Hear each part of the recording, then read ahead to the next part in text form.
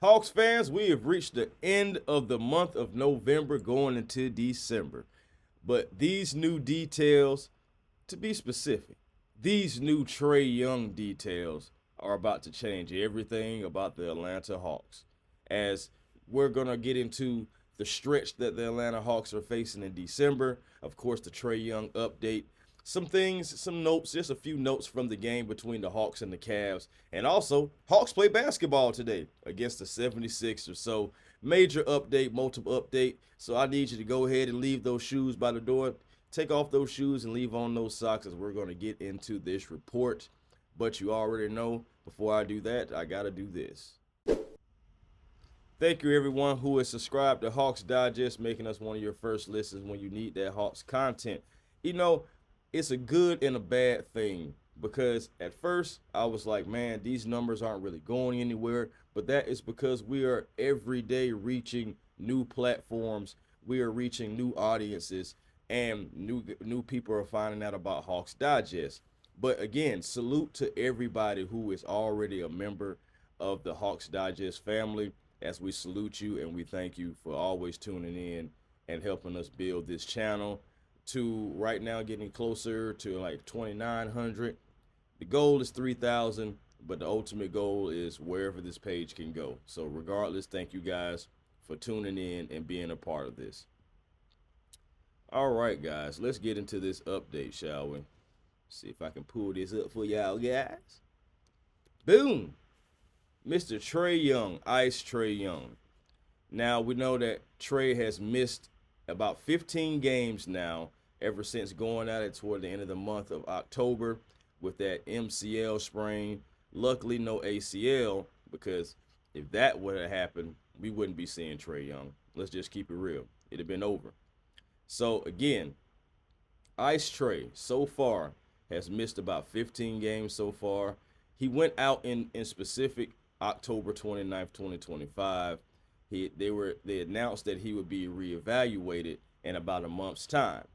Well, that time has came and gone now, as on Saturday, which it wasn't a guarantee that it was going to happen, but they did reevaluate Trae Young.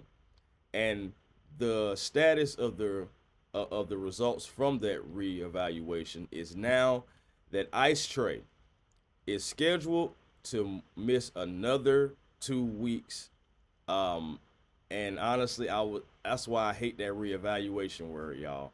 I've said it before when he first went down, and I'm saying it again because reevaluation doesn't necessarily mean that he is going to be ready to go. But some encouraging news, and I'll blow you guys up on the big screen for those who possibly can't see. This is Trae Young at the NBA Cup matchup against the Cleveland Cavaliers, and he was shooting around early in the game. But before the game started, he was doing shoot-arounds. This was the first time, me personally, I had saw or seen Trae Young on the floor, even putting up shots. Of course, he has been with the team. Really, after like the first couple of games, I say maybe he might have missed 1 or 2 games as far as the Hawks playing.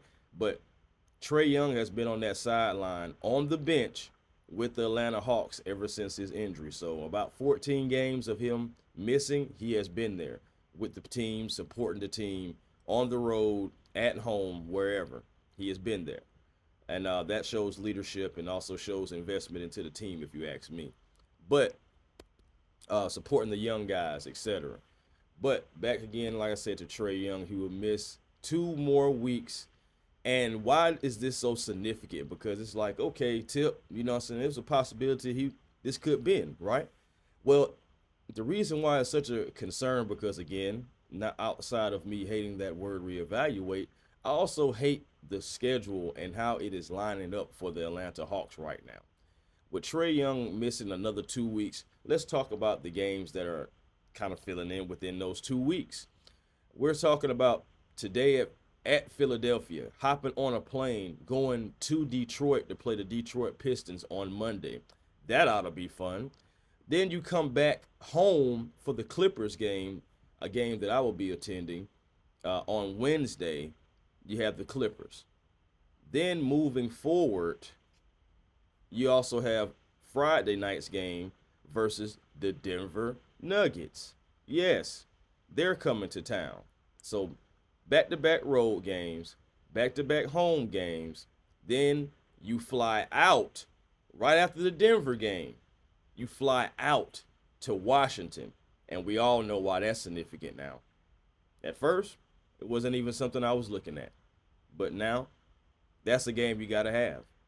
Especially after getting smacked the way you got smacked. And we're at Washington.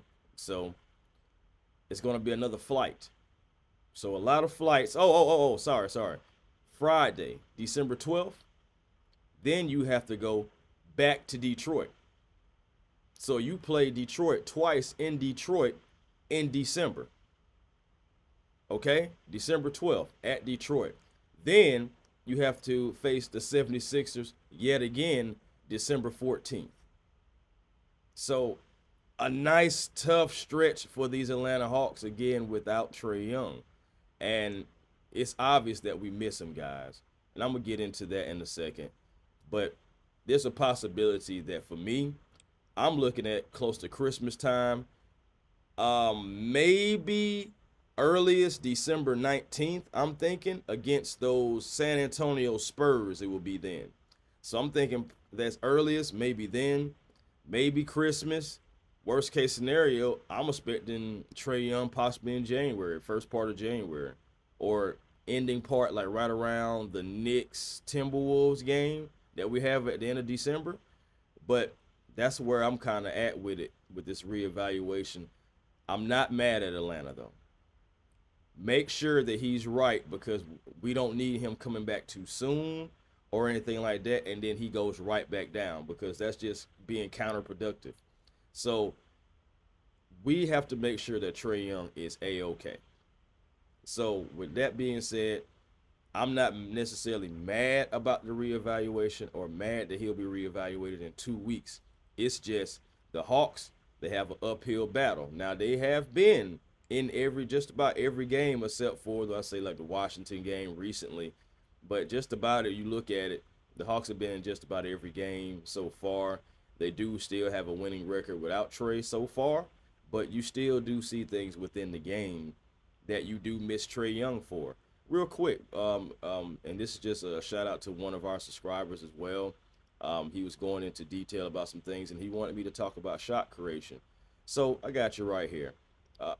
Trey Young is the best shot creator we have on the team. Now, again, I'm not saying that for you to like it or dislike it. I'm just telling you what the truth is. And honestly, even though Nickeil Alexander-Walker has upped his game, he is still finding his way. And I'm pretty sure he will tell you that himself. Because in the off season, when he was having those talking about Nickeil Alexander-Walker now, when he was having those statements and having those conversations about being here in Atlanta, wanting to learn, wanting to up his game and stuff like that, he already knew that it would be a process.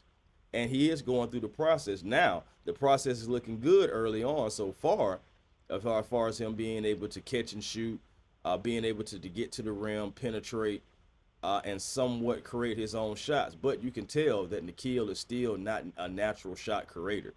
The last guy that we had that was doing that was Caris LeVert last year. Caris LeVert, his entire career, he's been like a guy who can be a little shifty. He's been injured, yes, but he's a guy who's been shifty, who can create his own shot, who can get to the rim, and honestly just put that pressure on the defense when you need somebody who can just go get a basket. So Nickeil is working on that, but at the end of the day, you think about it too, not only from a scoring perspective, as far as being able to set guys up for the best situation for them to be able to score. Like, for example, I still think Trae Young would benefit, Zaccharie Risacher would benefit from Trae Young. Jalen Johnson would benefit from Trae Young. Because, again, you have a natural ball handler. I understand how y'all feel about the usage, but, again, come on now. A guy who is ball dominant like Trae Young, that usage is going to be like that. Turnovers, that's going to happen. Every point guard has turnovers. It's just some have less than others. But you also got to think about the system fit. If the system is set up for the point guard to possibly have the ball, but it gets into any trouble, and okay, kick out, get rid of the ball, etc., etc. You got to think about the system and how each player is used on each team. It's different from everybody, and it's just for the Atlanta Hawks. We've always had to have a guy like Trey Young be ball dominant for the most part. Yes, we tried the off ball thing with him and DeJounte Murray. Me personally, I didn't necessarily think that would work, especially for 3 first-round picks, but that's neither here or there anymore. That's over. All I'm saying is, at the end of the day, when you're looking at shot creators and you're looking at guys who can create their own shot, Trey Young is the best thing that we have. And he's not in the lineup as other guys are growing. We're watching these games. We're seeing growth and development all the way around with the Atlanta Hawks. Yes, we're like a top team in assists. At first, that had took a dip in the first couple of games when Trey was out. But the Hawks have been able to maintain with Trey being out. But there's such thing as assists and there's such thing as assists. You know, we can pass the ball all the way around until somebody gets open to shoot. But as far as like really just setting up and then running a play and running back screens, down screens, covering the weak sides, you know, all that different stuff like that, that comes with a guy who can create. And I just really don't feel like right now we have someone who can naturally create. Again, Nikhil will get there, but he's working on it. He's not there just yet. Because there's times where I just like, Nikhil, why are you shooting at? Shoot, there was times against the Cavs. And again, big win versus the Cavs, and I got something for that too. And as a matter of fact, I'm not even gonna make y'all wait. I'm finna get into that right now, because in this Cavs game, in the beginning and the start of it, it was the return of DeAndre Hunter, and DeAndre had this to say. Now, Ethan Sands, he is a reporter for the Cleveland Cavaliers, for those who don't know, and he interviewed DeAndre Hunter on returning to Atlanta for the first time since being traded by to the Cavs. His matchup against players who know his game as well as he knows theirs. And he said, they can't stop me. They know that. Let them know. Okay. Now, when I first saw that, I was like, oh, Dre talking like he finna go off for like 30, 35, like he did in the playoffs against Miami Heat that time or something. But he did not. He did have 16 points. He did have a big dunk against Mo G. Mo G didn't like that. Mo G didn't like it at all. But I love that. Don't like it. Yeah. Get up off me, dog. You know, like show a little fire, a little feisty side and everything. So yeah, he didn't like that. But the thing about it is, I love the fact that Mo G even challenged. Because some people just would have stepped out the way and let him dunk. So shout out to Mo G for at least challenging. But yeah. At the end of the day, he did have a big dunk. He had a couple of dunks, actually, in this game. A couple of good shots, had 16 points. But again, all I know is we got the dub, and that's what really matters. Not all that outside chatter, not all that interview talk. At the end of the day, the Atlanta Hawks got the dub on the Cleveland Cavaliers for the second Black Friday in a row. Because, yes, we beat them last year around that time as well. So, at the end of the day, hey, Dre, I respect it. I respect the confidence thing. I do. But at the end of the day, you got to go out there and execute. Because at the end of the day, Donovan Mitchell was the guy who, once again, was tearing up the Atlanta Hawks from a point standpoint because he had over 40 points. Now, if Dre would have did that, I'd have been like, oh, my goodness, Dre. But he didn't. And we got the W, and that was the most important thing. Being able to bounce back. Huge win, bouncing back from that dismal, despicable, disgusting loss versus the Washington Wizards. So, again, Dre, it is what it is. Shout out to you. Hey, see you in a minute. See you in a minute. That's all I got to say. See y'all in a minute. But again, big win. But moving forward, guys, let me get into today's matchup just briefly. The Atlanta Hawks are taking on the Philadelphia 76ers. And the Sixers, they're an old friend of ours. You know, remember the playoff run, 2021. Hawks versus Sixers. Joel Embiid getting dunked on by John Collins, etc., man. At the end of the day, we have history with this team. But when you look at it, what is really going down in this particular game. And the Sixers, they are 10-8 right now, and they have won their last game. In their last 10 games, they are 5-5. Of course, the Atlanta Hawks are 7-3 in their last 10 games. Both teams coming off of a win. Both teams looking to build off of that win, as the Sixers are in the 8th spot right now, and the Hawks are now, after beating the Cleveland Cavaliers, they are in possession of the 5th seed, but it's still kind of like a log jam, because you got the Hawks, who are 12-8, the Cavs, who are 12-8, the Magic, who are 12-8. So the Atlanta Hawks, they need this win today for sure to make sure that they're staying within the top 5, because the Pistons are 16-4, the Raptors are 14-6, the Knicks are 12-6, the Heat are 13-7. That's your top 4 teams right now. The Atlanta Hawks are looking to climb back up into the top 4 slots, because after going on a little mini streak as far as losing, they did drop down a couple slots. So the Hawks are definitely looking to get back into it, into that top position, as we know that they can do, right? Few more notes about this particular game. Again, the game starts at 6 p.m. We are in Philadelphia. So, guys, I know today is football day, but make sure you guys get your Hawks game in as well. Let's talk about recent matchups real quick.